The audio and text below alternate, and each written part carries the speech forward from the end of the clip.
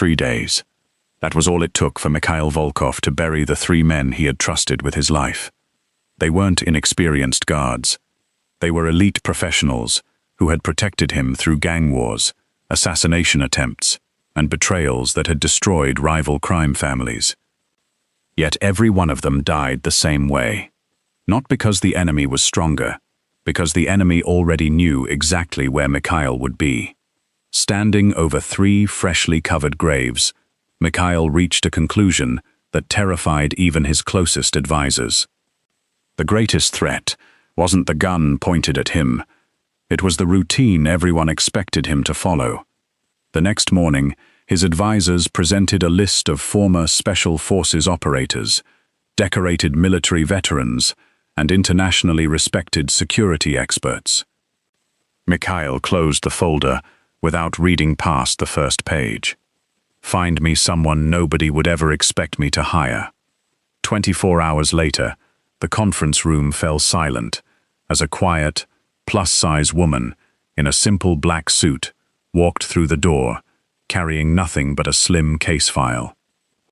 Several veteran bodyguards exchanged amused smiles. One muttered that she looked completely out of place. Naomi Hayes never acknowledged them.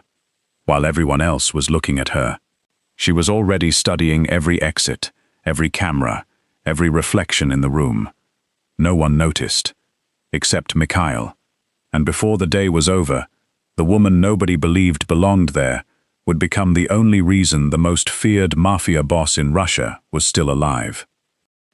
The conference room stayed silent long after Naomi Hayes walked through the door. No one stood to greet her.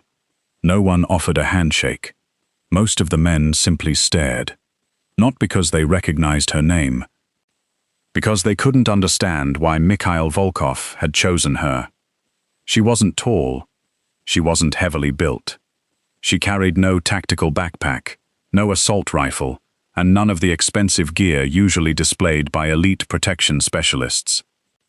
In a plain black suit with her dark hair tied neatly behind her head, she looked more like a corporate employee than someone expected to stand between a Mafia boss and a bullet. Several guards exchanged knowing smiles. One quietly leaned toward another. She'll quit before the week is over. Naomi acted as though she hadn't heard a word. Instead of introducing herself, she slowly walked around the room. Not aimlessly, deliberately. She paused beside every window, looked briefly at every security camera, measured the distance between the conference table and the emergency exits. Then she stopped beside the coffee station. "What are you looking for?" one guard asked with an amused grin. Naomi picked up a porcelain cup, turned it once in her hand, and placed it back exactly where it had been. "Habits," she answered. The room fell quiet for a moment. Before anyone could ask what she meant, she moved on. Mikhail watched the exchange without saying a single word. Unlike everyone else, he wasn't watching where Naomi walked. He was watching what she noticed. After several minutes, Naomi returned to the table. "I'd like to make a few changes." A veteran commander folded his arms. "You've been here less than 5 minutes. I know. And you're already changing our security plan. I'm changing your assumptions." That answer earned another wave of laughter. Naomi waited until the room settled. The front entrance is used too often. The security cameras above the west hallway overlap each other, leaving a blind angle near the elevators. The reception desk blocks the fastest evacuation route. She pointed toward a decorative marble planter. "And that should be moved." The commander frowned. "It's a flower. It's solid stone," Naomi replied calmly. "If someone opens fire from the lobby, it becomes cover." No one laughed this time, not because they agreed, because none of them had ever thought about it. One of the younger guards shrugged. "Maybe she's been lucky." Naomi didn't argue. She simply continued. "The mirrors in the lobby reflect anyone entering through the main doors." She looked at Mikhail. "You don't need to turn around to know who's behind you." For the first time, Mikhail nodded. "Move the planter." The commander hesitated. "Sir, move it." Within minutes, maintenance staff rolled the heavy planter to its new position. The room watched in silence. A simple change. Yet somehow, it made the lobby noticeably easier to defend. That afternoon, Naomi inspected the vehicle garage. She asked for maintenance records instead of weapon inventories. She checked tire pressure before checking ammunition. She counted spare keys. She tested emergency door releases. Every mechanic she spoke to looked confused. One finally asked why she cared more about small details than rifles. Naomi smiled faintly. People prepare for dramatic attacks. She closed the hood of an armored SUV. They usually forget ordinary failures. As the day went on, whispers spread through headquarters. Some still believed Mikhail had made a terrible mistake. Others quietly admitted that the new bodyguard noticed things experienced operators ignored. Late that evening, most of the building had emptied. Naomi remained alone in the security control room. She replayed surveillance footage from earlier that morning. Again and again.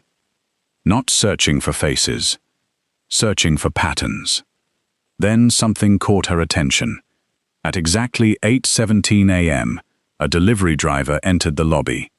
He stayed only 12 seconds. He never delivered a package. He never approached reception. He simply looked around and left. Naomi froze the image, zoomed in, printed the frame. She slipped the photograph into a folder without saying a word.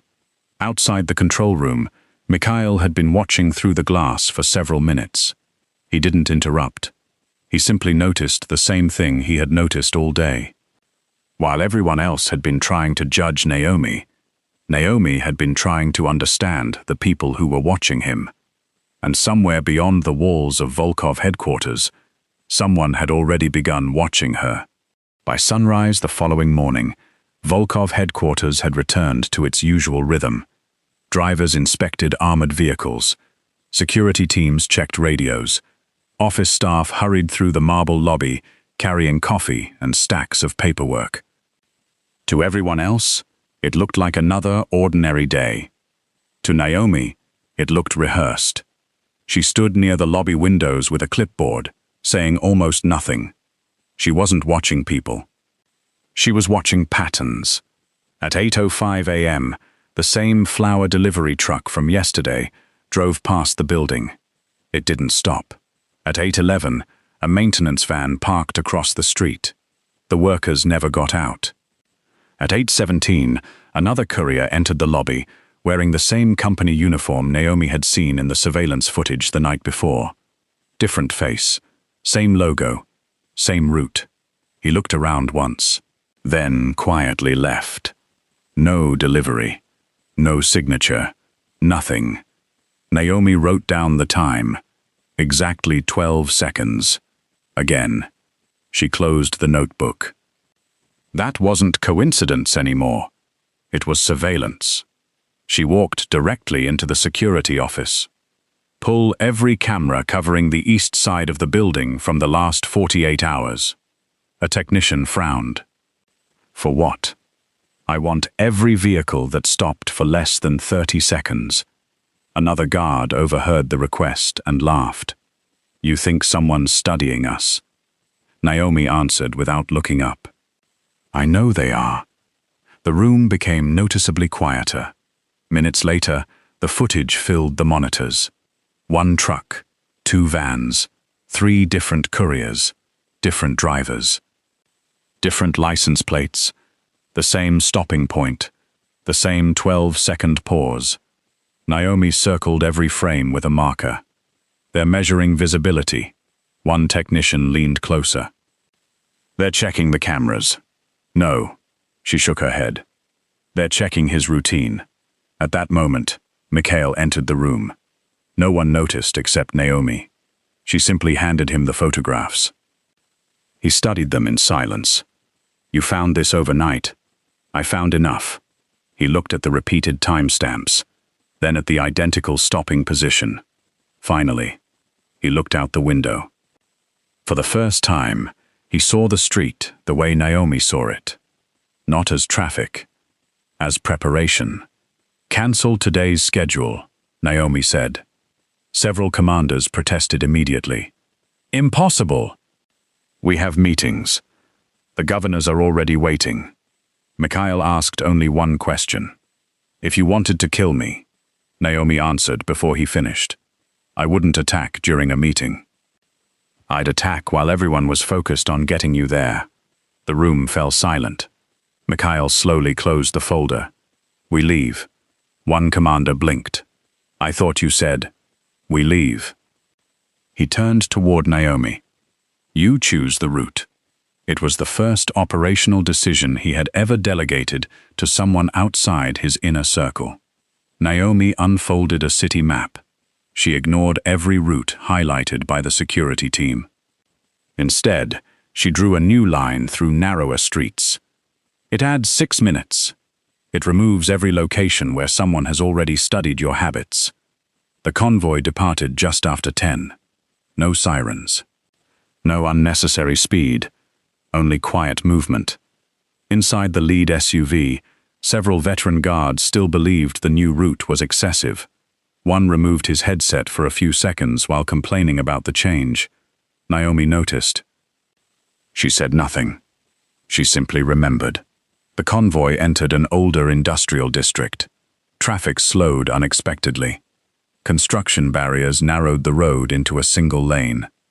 The lead driver sighed. "I knew this would happen." Naomi looked ahead. Fresh asphalt. Brand new warning signs. Construction equipment. Everything appeared normal. Then she noticed something that didn't belong. The road workers were wearing clean boots. No dust. No wet concrete. No tools had been used. She leaned forward. "Reverse." The driver stared at her. "What?" "Reverse. Now." There wasn't time to explain. Mikhail looked once through the windshield. He trusted her. "Do it." The armored sedan lurched backward. The convoy scrambled to follow. Less than 2 seconds later, the construction barriers exploded upward. A hidden charge ripped through the pavement, sending steel plates and shattered concrete into the air. The blast swallowed the exact spot where Mikhail's vehicle had been heading. For a heartbeat, nobody moved. Then every radio erupted. "Ambush! Protect the boss!" Gunfire cracked from the rooftops. This time, Naomi didn't look toward the explosion. She was already searching for the real attack. Because the explosion had never been meant to kill Mikhail. It had been designed to stop him. And somewhere nearby, someone was waiting for the convoy to panic. Smoke still drifted above the shattered intersection as emergency crews rushed toward the blast site. Most of Volkov's security team did exactly what years of training had taught them. They ran toward the explosion. Naomi didn't. She stood perfectly still, studying everything except the fire. One of the senior guards shouted at her, "Aren't you going to help?" Without taking her eyes off the street, she answered quietly, "If I wanted him dead, the explosion wouldn't be the weapon." The guard frowned. "What are you talking about?" "The explosion is where they want us to look." Only then did Mikhail notice that Naomi wasn't watching the flames.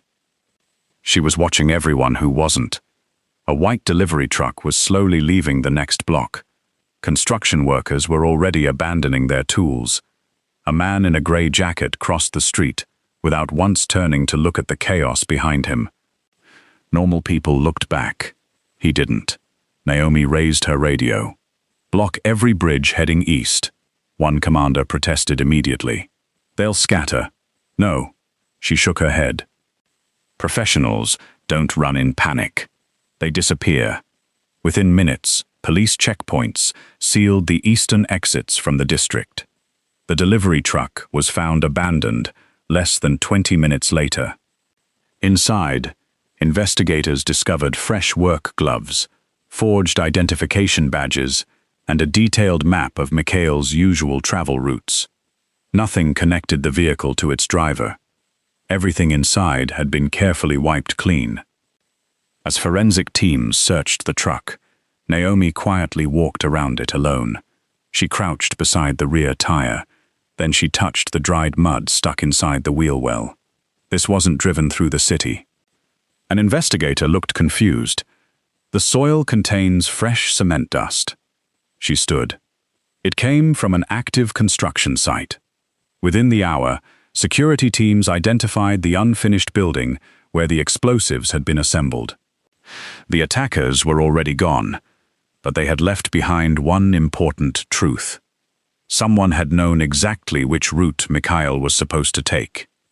Back at headquarters, the atmosphere had changed. No one laughed when Naomi entered the room. The same men who had mocked her yesterday now watched her with cautious respect. Not because she had fought anyone, because she had seen what they had all missed. Late that evening, Mikhail found Naomi alone in the security office. She was replacing every route map by hand. "You should get some rest," he said. "So should you. I've learned to function without it." Naomi didn't answer. As she reached for another file, the sleeve of her jacket slipped back just enough to reveal a faded scar across her wrist. It wasn't the scar that caught Mikhail's attention. It was her reaction. She pulled the sleeve down almost instantly, as if hiding something she never wanted anyone to see. "You've been injured before." Naomi continued organizing the files. "Everyone in this profession has. You don't sleep much either." "I sleep enough." He knew she was lying. Security reports showed she had walked every floor of headquarters 3 separate times the previous night. Always alone, always checking the exits, always ending her patrol in the same place, outside his office. After a long silence, Mikhail spoke again. "Who taught you to protect people like this?" Naomi stopped moving. For several seconds, she said nothing. Finally, without turning around, she answered, "Someone who isn't alive anymore." That was all. No explanation, no story, just one sentence, heavy enough to end the conversation. After Naomi left, Mikhail remained standing in the empty office. Then he picked up the secure phone on his desk. "I want everything we have on Naomi Hayes." His intelligence chief hesitated. "There isn't much. Find the rest." Less than an hour later, a classified file arrived. Most of the pages had been blacked out, names removed, locations erased, entire paragraphs sealed under federal authorization. Only a few lines remained readable. Mission status: completed. Protectee survived. Personal loss: severe. Case file: permanently restricted. Mikhail stared at the final page for a long time. Then his eyes stopped on one last entry. Family relation redacted. Before he could read further, the lights inside headquarters flickered. At the exact same moment, every security monitor went black. Emergency generators restored power less than 30 seconds after the blackout. The lights returned. The elevators restarted. The surveillance screens flickered back to life. Everything appeared normal. Except it wasn't. One of the cybersecurity analysts rushed into the operations room, carrying a laptop. "They didn't shut down our cameras." Mikhail looked up. They copied the server. Every security recording from the previous 48 hours had been downloaded during the blackout. Vehicle routes, radio frequencies, building layouts, emergency procedures. Someone hadn't come to destroy Volkov headquarters. Someone had come to learn it. Silence settled across the room. Mikhail slowly turned toward Naomi. "You were right." She didn't answer. She was already reviewing access logs. There. She pointed at one entry. The download started 8 seconds before the power failed. The analyst frowned. "That's impossible." "No." Naomi calmly shook her head. "It means whoever did this already had access. The room fell silent again. An outsider couldn't have entered the system that quickly. Someone inside the organization had opened the door. For the first time since taking the job, Naomi looked genuinely troubled. Not because someone wanted Mikhail dead, because someone standing beside him wanted him dead. Over the next several days, Mikhail cancelled every public appearance. Instead of hiding inside his office, he spent most of his time walking the building with Naomi. They inspected loading docks, emergency exits, rooftops, maintenance tunnels. They rarely spoke. They didn't need to.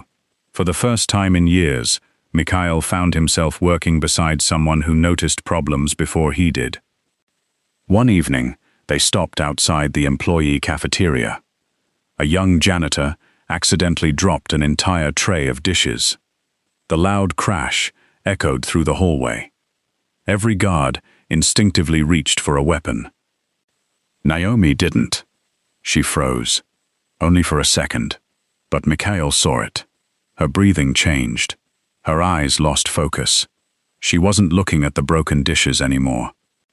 She was somewhere else. Somewhere years in the past. The moment passed almost immediately. Naomi knelt, helped the embarrassed janitor gather the broken plates, quietly asked if he was hurt, then continued walking as though nothing had happened. Mikhail said nothing until much later. That sound. Naomi kept looking ahead. It reminded you of something. She remained silent. He didn't press further. Instead, he handed her a small paper cup of coffee from a vending machine. You've been awake for almost 20 hours. I'll sleep later. You always say that. For the first time since they met. Naomi smiled. It wasn't a big smile, just enough to soften the weight she constantly carried. It usually works. Mikhail looked at her for a long moment. You spend every minute protecting other people. But nobody seems to be protecting you. The smile disappeared. Naomi lowered her eyes. There was someone. Her voice was barely above a whisper. I couldn't protect him. That night, after Naomi finally left headquarters, Mikhail reopened her classified file. This time, he ignored the redacted pages. He searched archived court records, emergency dispatch logs, and local newspaper databases. Piece by piece, the missing story came together. 3 years earlier, Naomi had successfully evacuated a businessman during an assassination attempt. Her mission had not failed. The client had survived. The person who died wasn't the protectee. It was her younger brother. He had stepped between the assassin's bullet and the man Naomi had been assigned to protect. The official investigation called him an innocent bystander. The confidential report called him a civilian casualty. Naomi called him family. She had resigned 6 weeks later. Not because she had failed her mission, because she couldn't forgive herself for the life that mission had taken. Mikhail quietly closed the file. For the first time, he understood why Naomi never accepted praise, why she never celebrated success, why she treated every assignment as though one mistake could destroy an entire world. Outside his office, footsteps echoed down the hallway. One of his oldest security commanders entered without knocking. There is something you need to see. He placed a tablet on the desk. The screen displayed security footage from the morning of the ambush. A single frame had been enhanced. One man was removing his communication earpiece, just seconds before the attack began. It was the same veteran commander who had mocked Naomi on her first day. The enhanced footage played in complete silence, frame by frame. The veteran security commander reached to his ear. He removed his communication earpiece. 7 seconds later, the ambush began. No one in the room spoke. The commander had served Mikhail for 11 years. He had attended family funerals, negotiated peace between rival syndicates, taken bullets for the organization. He was the last man anyone expected to betray them. Mikhail looked at Naomi. You noticed. She nodded once. The first day. Why didn't you accuse him? Evidence earns trust.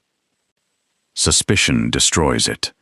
For a long moment, no one moved. Then Mikhail closed the laptop. Bring him to me. The commander never arrived. His office was empty. His phone had been destroyed. His security badge had already been used to unlock a service exit less than 10 minutes earlier. He wasn't running. He had been extracted. Naomi unfolded a city map across the operations table. She circled an abandoned freight terminal near the river. He won't meet the people paying him. He'll meet the people who promise to protect him. Mikhail studied the map only briefly. Then he ordered every available team to move.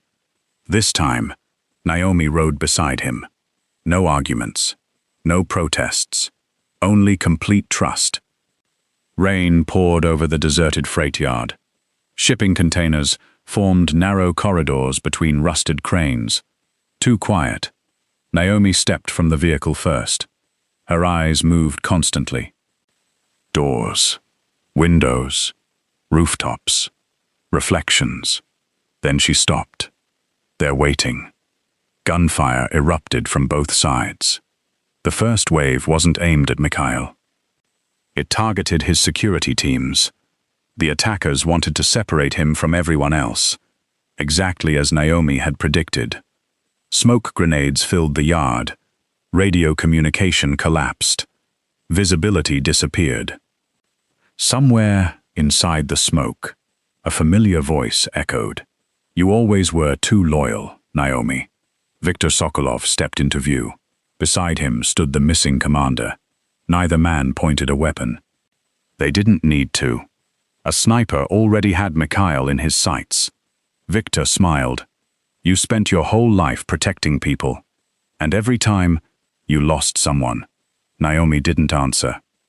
You couldn't save your brother. You couldn't save your career. And today, you won't save him either. For just a moment, the old guilt returned. The memories, the gunshot. Her brother falling. The unbearable silence afterward. Then another voice cut through the rain. Quiet, steady. Mikhail, Naomi. She looked toward him. You don't owe the past another life. Everything seemed to stop. The fear, the guilt, the years she had spent blaming herself. For the first time, she believed him. The sniper fired. Without hesitation, Naomi stepped into the bullet's path. The impact threw her backward. She collapsed onto the wet concrete. No! Mikhail's voice echoed across the yard. The man who never showed fear charged forward through gunfire. His remaining security teams followed. Within seconds, Viktor's men were overwhelmed. The sniper was captured alive. The traitorous commander surrendered. Viktor attempted to escape. He never reached the gate. When the shooting finally stopped, Mikhail dropped to one knee beside Naomi. Blood spread across her jacket. She looked up at him. I'm sorry. I almost failed again. Mikhail gently shook his head. No. His voice broke for the first time in years. You kept your promise. And this time. So did I. He pressed both hands against her wound while shouting for the medical team. I am not losing you. Not today. Not after everything you've survived. The ambulance doors closed. Naomi's hand remained in his until the very last second. Weeks later, the investigation exposed a network of corruption reaching deep inside the organization. Every remaining conspirator disappeared. The freight terminal was demolished. The old security division was rebuilt from the ground up. Under Naomi's protocols, people still called Mikhail the most feared mafia boss in Russia. But inside Volkov headquarters, something had changed. No one laughed when Naomi entered a room. No one questioned her judgment. And no one was surprised that the chair beside Mikhail at every strategy meeting remained permanently reserved. Not because she had taken a bullet for him. Because she had given him something no empire, no fortune, and no army ever could. Someone he could trust with his life. Long before Mikhail ever admitted he loved Naomi Hayes, everyone else already knew.